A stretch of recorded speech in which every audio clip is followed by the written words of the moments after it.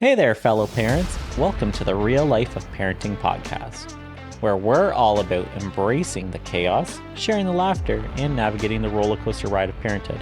I'm Jeff. And I'm Jenna. And together, we're your co-pilots on this adventure. Each episode will dive into the highs and the lows and the hilariously unpredictable moments that make parenting the wild journey it is. So get ready for real stories, genuine conversations, and a few parenting hacks along the way. Whether you're dealing with diaper disasters or celebrating those small victories, we've got your back. So buckle up, hit play, and let's embark on this parenting odyssey together. This is The Real Life of Parenting, where every episode is a reminder that you are not alone in the beautiful chaos of raising little ones. Hello and welcome back to the Real Life of Parenting podcast. I'm Jeff. And I'm Jenna. And today we have our guest, Sue Meintjes. Sue wrote the book, How to Get Your Kids to Listen. It's a free ebook that's available. And in it, she interviewed a bunch of leading experts. I think there was 24. A lot of information there. It's a very big ebook that's available. Anyway, Sue, can you share a little bit about yourself? Hi, I'm Sue Meintjes. I'm a mom of two young children. I've got a daughter, she's 5-year-old, and a boy, he's 7-year-old. And I've always wanted to have children, but I never imagined how hard it would be. The beginning years with them was really hard, and I didn't really enjoy it as much because I didn't have the right tools and techniques and support that I decided to get later on. So one morning, the mornings are always very stressful for me. Like, the children never wanted to cooperate in the morning. They are dragging their feet and it's difficult to get them out of the door. So one morning they didn't want to cooperate. My daughter didn't want to get dressed and my son didn't want to turn off the TV and come to school. So I just sat on my bed and I just cried. And that's when I decided I'm going to get some help. I'm going to get answers. I'm going to find out how do I get my children to listen. And that is when I decided to find and interview the world's leading parenting experts to get the answers on how to make mornings easier and how to get more cooperation. So for the last about 2 years, I've been finding and interviewing parenting experts, and the advice that I shared did help me to have smoother mornings and to feel more at peace with my children. So it's been a great journey. And I just want to know that if you are struggling like I did, there is hope and you just need the right tools and techniques. That's fantastic. Thank you very much for sharing that. And just for curiosity, where are you located, like in the world here? Oh yes, I'm in Auckland, New Zealand. Okay, very cool. I think that's one of the places that we wanted to travel to eventually is New Zealand. Yeah. Let's see some sights. Yeah. Yeah, it's nice here. We've been here about 11 years. I'm originally from South Africa. Wow, very cool. That's really neat. So one thing that I think can relate to a lot of parents is trying to get your kids to listen and all that stuff. So I think this is definitely helpful for any parents out there who have that feel of, not listening, or the kid's not listening and you're telling them what to do, but they don't want to do it. They don't want to listen to you. They don't want to follow instructions. Yeah. They just ignore you. So I think it's definitely going to be beneficial for everybody. With your ebook, you managed to connect with a lot of different experts. How did you go about connecting to all the different experts that you had interviewed? Yeah, so one thing I realized is if you have a problem and you've got a burning desire to solve that problem and you are dedicated and you are persistent, then anything is possible. So I was just like, I needed help, and I thought that my friends struggle with the same problem and I want to help them and other people too. So I just set my mind to it and I just contacted the experts, and as I got more experts, I let the other experts know that, hey, this person said yes. And it's amazing how helpful people are, and people really want to help each other out. So if you are struggling, just reach out and ask for help, and you will find that people are willing to help. That's fantastic, for sure. And reflecting on those experiences with the interviews and these experts, what stood out to you the most? Like, what was the biggest takeaway from those interviews? There's a lot of information that the experts shared and different techniques and different mindsets that you can adopt. But the main thing that stood out for me and the main message I think of the book is that connection is the way to cooperation. So connection with your children is most important. It's like there's many different things you can do to connect with your children. And that also that you need to speak the language of childhood. And the language of childhood is play and emotional understanding. And if you understand your children on an emotional level and you connect with them in a empathetic way and you use playfulness, then it leads to connection. And if your child is connected with you, they will want to cooperate with you. Mm-hmm. And also the other thing is that you have the power within you. And if you focus less on your children's behavior, if you focus on what you can do, there's so much you can do. That's an excellent point. And would you say, like you mentioned, the biggest takeaway would be the connection? Would you say all the experts kind of went down that road when you had talked to them as well? Like all of them kind of had a reoccurring answer, which would be like the connection or communication even with the child? All of them had their own take on the topic, but the overall message was just connection. So there's different ways of connecting and there's different things that will lead to connection. But I think what my personal takeaway was that connection is key and there's many ways to connect. Like, for example, my son was crying because he wanted cream with his cupcake the other night. And then it was late and I didn't want to make him cream because I need to whip it from the beginning and it will take a long time and I wanted them to get to bed. And usually I would have connected with him on a logical way and reasoning with him and saying, I'm not going to make cream now, I'm too tired, I can't make it now. And then you just have to accept it and listen to me because I'm not going to do it now. And then obviously he would have resisted and felt bad about it. But what I've known, what I've learned from Dr. Rosina McAlpine is she uses a two-step method. She uses a method of connecting with them emotionally and then solving problems together. So that's her two-step method. So I connected with him on an emotional level.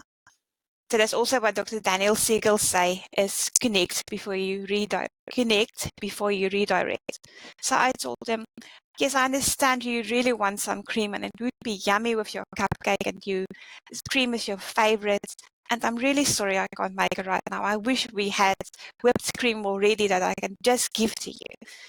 And just by connecting with him on an emotional right side brain level, I could see him calm down and the resistance go away. And once he calmed down, I could problem solve with him and say, how can we solve this problem for you? Can I maybe buy some cream when I'm at the shops the next time, and then I can make cupcakes again? And then, so I connected with him, and then I helped him solve the problem instead of forcing my will or just logically dismissing him. So that is an example of how it helps me to know how to connect before you redirect. Definitely helps, right? With any sort of problem, especially with ours. Ours are still in the toddler stage, so sometimes they'll just throw a tantrum for no reason. But for the most part, we've noticed significantly as we are connecting them much more and we're starting to actually be able to talk to them, tell them what's going on, and at least that way it's diffusing the situation before it becomes a problem, and you're connecting with them, you're understanding what's making them angry. Yeah, and I think to add to that, their whole demeanor starts to change as well when you start to connect with them.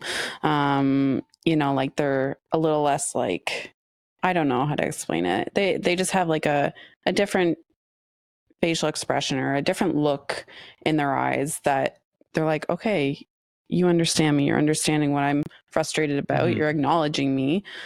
And I think that's really, really important. Yeah, because definitely hard to hard to fix the problem when they're throwing the tantrums, or I guess with older kids, they'd probably be just more angry with you or upset. Yeah.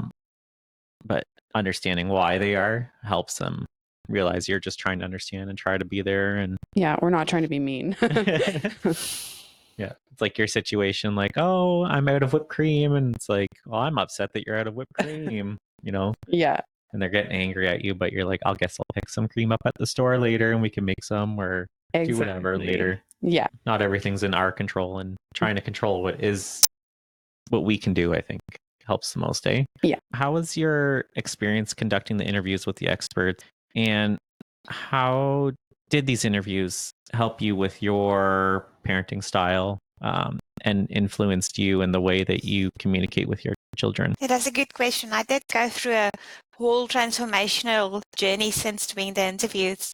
Like when they were young, it was really difficult for me and I had a hard time, and I didn't enjoy parenting as much, and I struggled, and their tantrums got me down and it triggered me.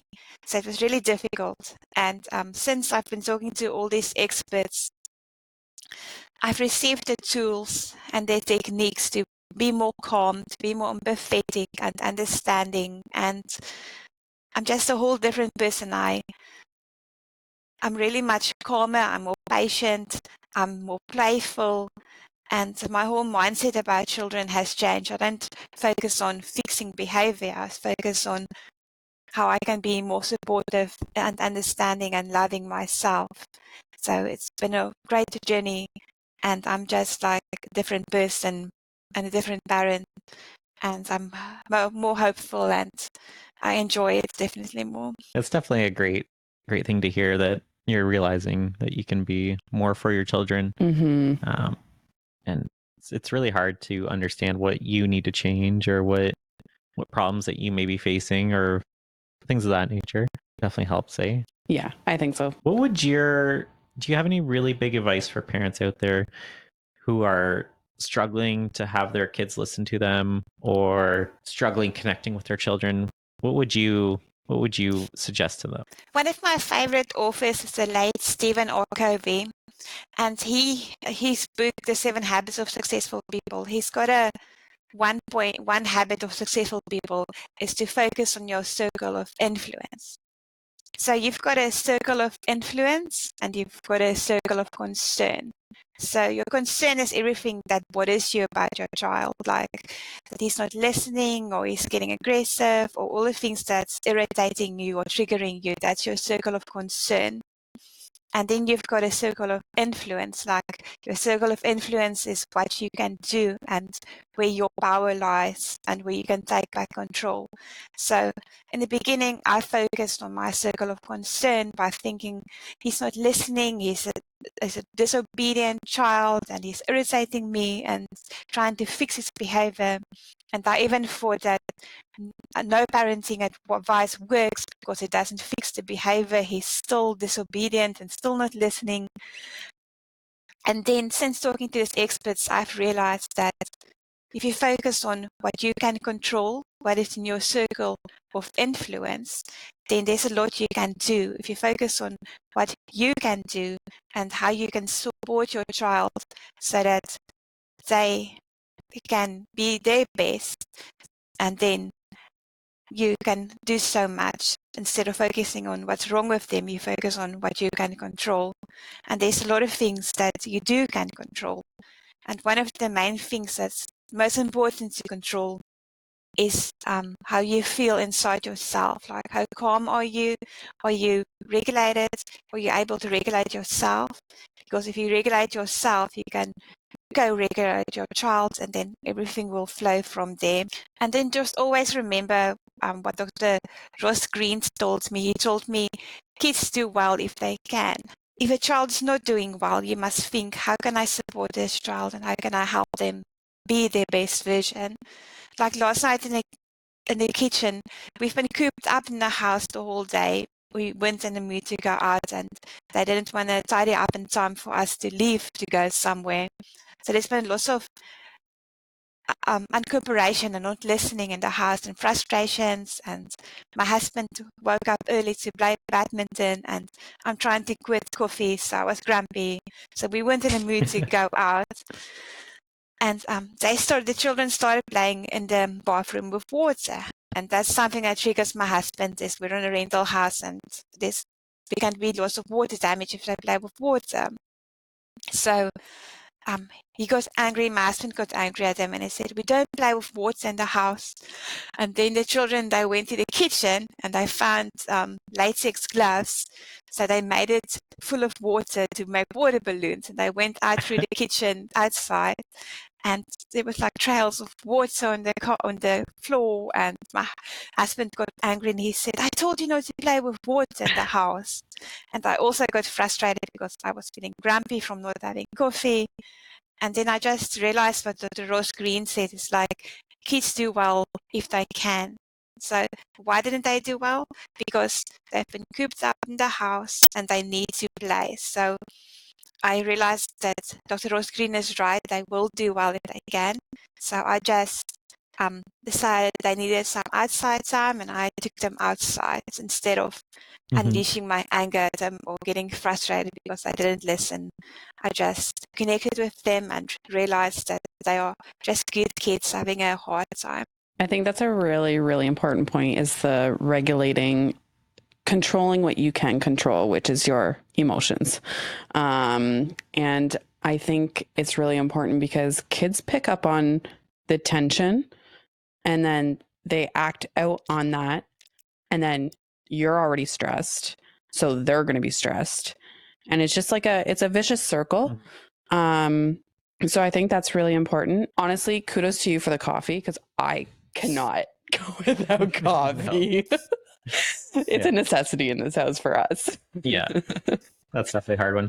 And I think the big takeaway that I get from that is not getting upset or angry at them, and you're redirecting their energy. So you're saying, I could get angry and I could scream at these kids, or we can go outside and let the kids be kids and just be silly, run off their energy.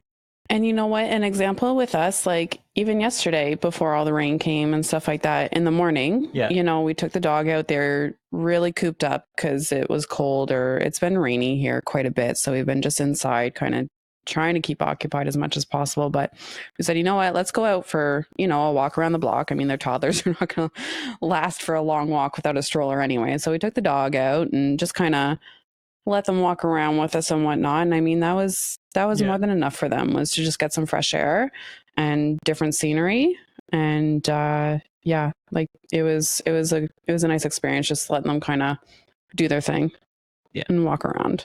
It was nice and peaceful. That's yeah, for sure. Exactly. What would you say you'd want your biggest takeaway for people to have listening to this episode? So my mom passed away 10 years ago, and I didn't know her as an adult because I was 30 when she passed away. And it just made me realize how fast life goes and how quickly everything is over. And when we are in the thick of it, it's very easy to get stuck in the moment and stuck with your frustrations and to think this will last forever. But it goes by very quickly, and you only have a short time with your children that you get to influence them. You get to build a connection and a relationship with them. So it goes by quickly, but it is a loving and joyful, but very hard job. It's very difficult. But the most important thing to me, and that I've read in a book last night, is relationships. The relationships you've got with people and the relationship you've got with your children is the most important. That is what matters in the end. So you only have a short time with them, and then they grow up so fast. And then at the end, will they still want to be in connection with you? Will they ignore you or not want to be in your life? So think of, how can I focus on the long term and be the parent I want to be, and connect with them and be my best, be calm, be understanding, be playful, and just not get too frustrated with life, because life is short and it's easier if we all enjoy it. And That's a fantastic point. and there's a lot you can do. If you have the right tools and techniques, you can definitely be the parent you want to be. Yeah, I absolutely agree with that. Life is too short to be stressed all the time and angry and whatnot. I think everybody should, take a step back and realize, yeah, life is very short, and you need to enjoy every day like it's your last day, basically. Yeah. Or if time's flying by and the kids get older, they get out of the house, and in a blink of an eye, they're not going to be in your home anymore. Like they're they're in school, they're their own independent person, and they're doing whatever they're doing. So it's very important to cherish the moments that you have with them. I think while they're young, passing that information along to the children too is super important, right? So because you are the biggest teacher, so giving them those tools to succeed and handle their emotions, make connections, build more connections, and develop, right? That's definitely super important. Yeah, and I think just honestly, just showing them the attention and unconditional love all the time, it's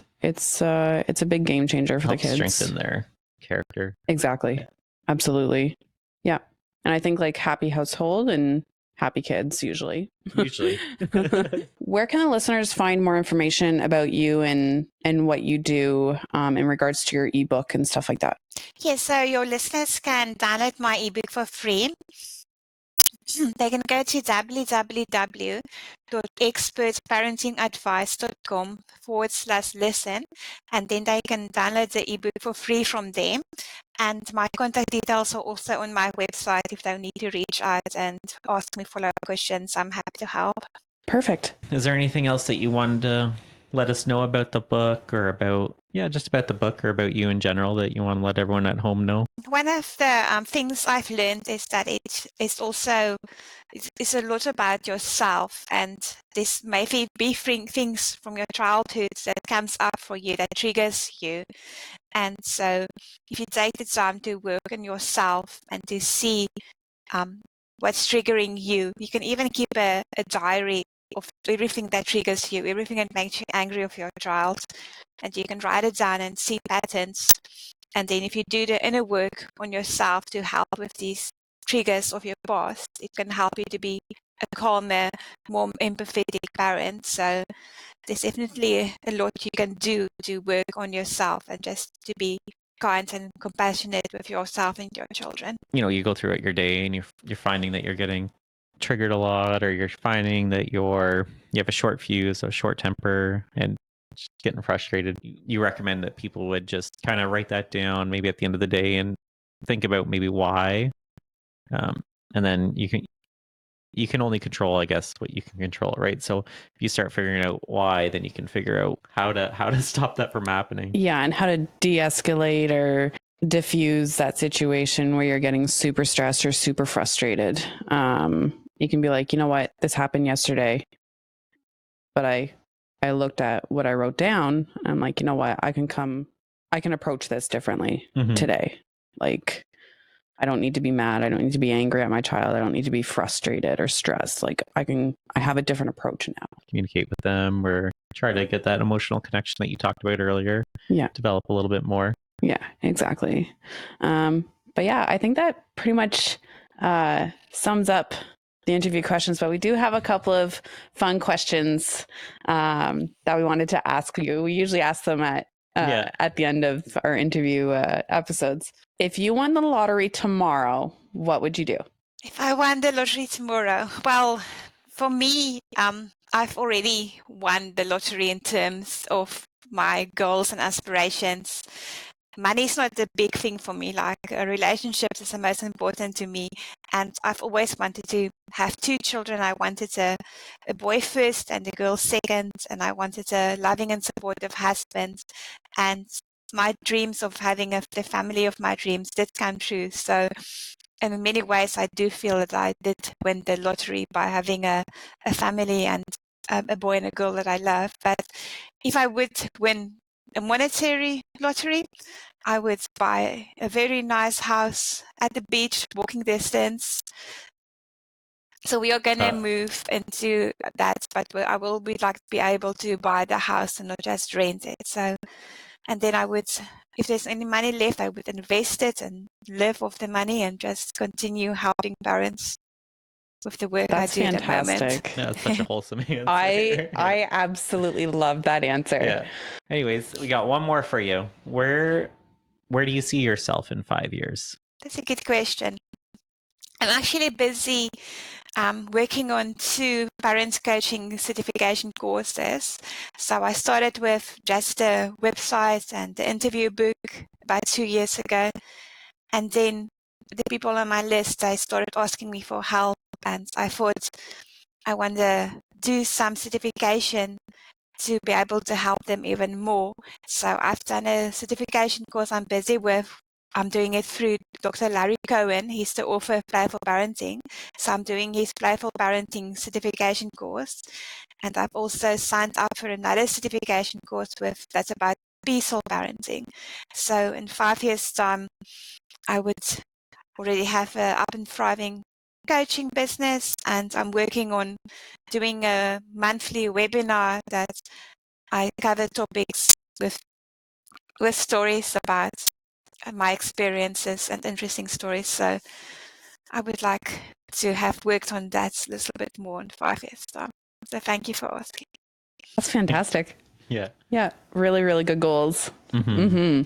That's really cool. Yeah. Parenting, parenting coaching. That's going to be interesting. That's cool. Yeah. That's really interesting. I can't even imagine that'd be a busy job, right? Yeah. It would be a hard job. The hardest part is, I guess, with anything like coaching related, or you got to rely on the person to want to change. But generally, if people are reaching out, they do want to change. Yeah. Yeah. No, that's fantastic goals. And yeah, I really like that first answer. Did you? That just filled my heart. The lottery with the house. Yeah, that filled my heart. Whole $1 million family. I mean, technically, so do we. Yeah, we got the we had the boy first, and then the girl, and we're like, okay, we're good. But yeah, I think that pretty much ends our episode at this point. Well, we had Sue Meintjes. As always, I'm Jeff. And I'm Jenna. Real Life of Parenting Podcast.